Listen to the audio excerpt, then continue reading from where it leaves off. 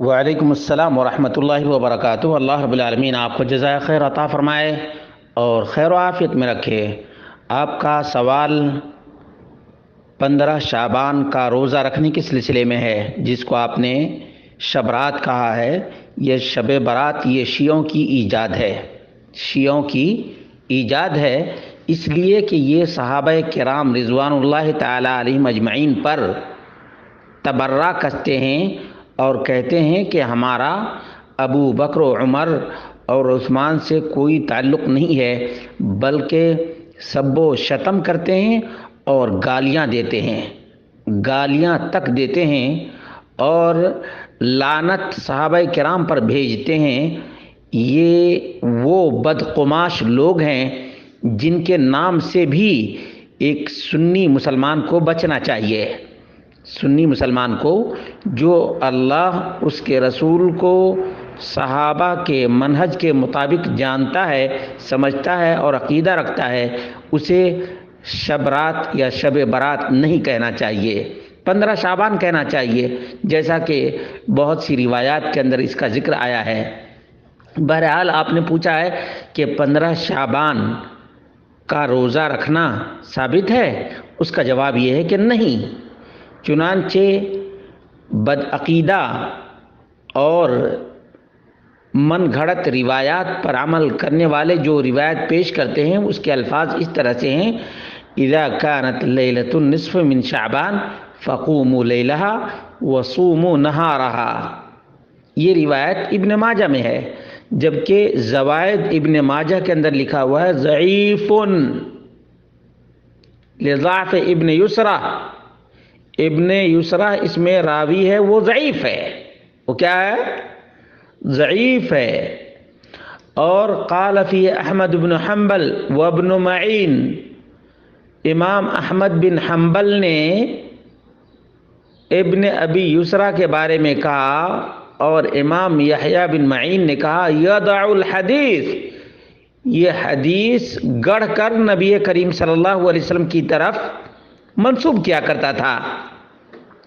یعنی روایت گڑھنے والا آدمی اس 15 شعبان کے روزے اور 15 شعبان کی رات کی فضیلت بیان کر رہا ہے، جبکہ نبی کریم صلی اللہ علیہ وسلم سے ثابت ہی نہیں ہے۔ اور حقیقت تو یہ ہے کہ 15 شعبان کے موقع سے بہت سے لوگ اور ہماری بہت سی خواتین اس من گھڑت کریٹڈ روایت کے چکر میں پھنس جاتے ہیں اور 15 شعبان کی فضیلتیں بیان کرنا شروع کر دیتے ہیں، اور فضیلت بیان کرنے کا نتیجہ یہ ہوتا کہ جو آدمی 5 وقت کی نمازوں کی پابندی نہیں کرتا، وہ بھی 15 شعبان کی رات کو جاگتا ہے اور فجر کو چھوڑتا ہے، فجر کو چھوڑتا ہے، پوری رات اٹھنا بیٹھنا لگا رہتا ہے۔ اور جو کچھ 15 شعبان کی رات میں لوگ کرتے ہیں، یقین جانیے دین اسلام سے، سنت مصطفیٰ صلی اللہ علیہ وسلم سے ان چیزوں کا کوئی واسطہ نہیں ہے، کوئی واسطہ نہیں ہے۔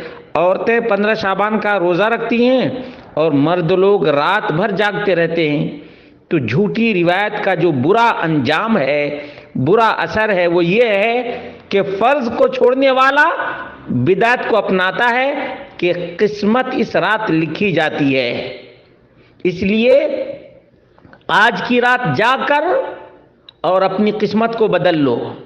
اگر قسمت بدلنا ہے تو 5 وقت کی نمازوں کی پابندی کرو، 5 وقت کی نمازوں کی پابندی۔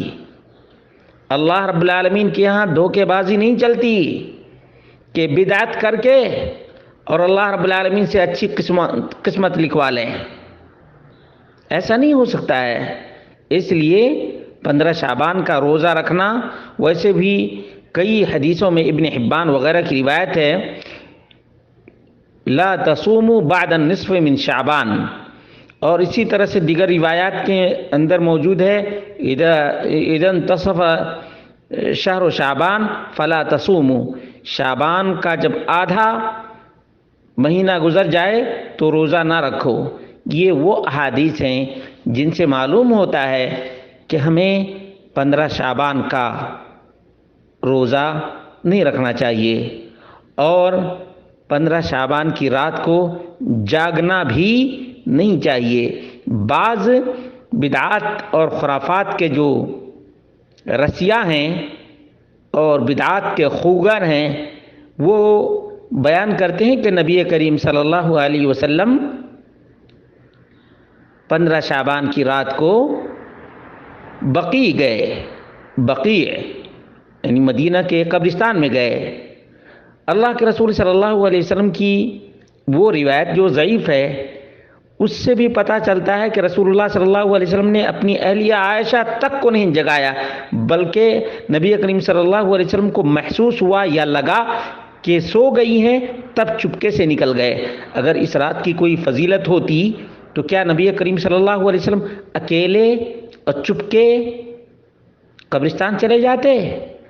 اس سے بھی معلوم ہوتا ہے، اگرچہ یہ روایت ضعیف ہے لیکن بدعت کے طرفدار اس روایت کو اکثر پیش کرتے ہیں، اس لیے انہیں غور کرنا چاہیے کہ اگر 15 شعبان کی رات کو جاگنا نبی کریم صلی اللہ علیہ وسلم سے ثابت ہوتا تو آپ چپکے سے اور اندھیرے میں بقیع نہیں جاتے۔